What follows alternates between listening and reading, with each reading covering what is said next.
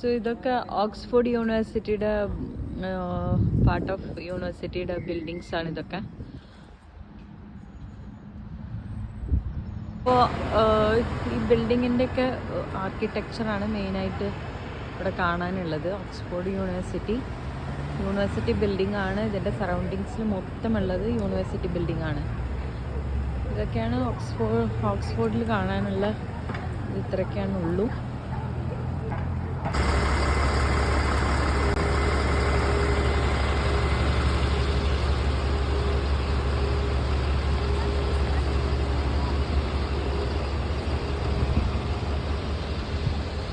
നല്ല ആർക്കിടെക്ചർ ബിൽഡിങ്ങുകളാണ്. നല്ല it's very beautiful ആർക്കിടെക്ചറാണ്. അതാണ് ഇവിടുത്തെ സ്പെഷ്യാലിറ്റി എന്ന് പറയണതും. ഓക്സ്ഫോർഡിൻ്റെ സ്പെഷ്യാലിറ്റി എന്ന് പറയുന്നത് ഈ ആർക്കിടെക്ചർ തന്നെയാണ്. നല്ല ബ്യൂട്ടിഫുൾ ആർക്കിടെക്ചറും നല്ല ബിൽഡിങ്സുകളും പുരാതനമായിട്ടുള്ള ബിൽഡിങ്സുകളും ഒക്കെയാണ്. ഓക്സ്ഫോർഡിൽ ഉള്ള ഒരു മാർക്കറ്റാണിത്.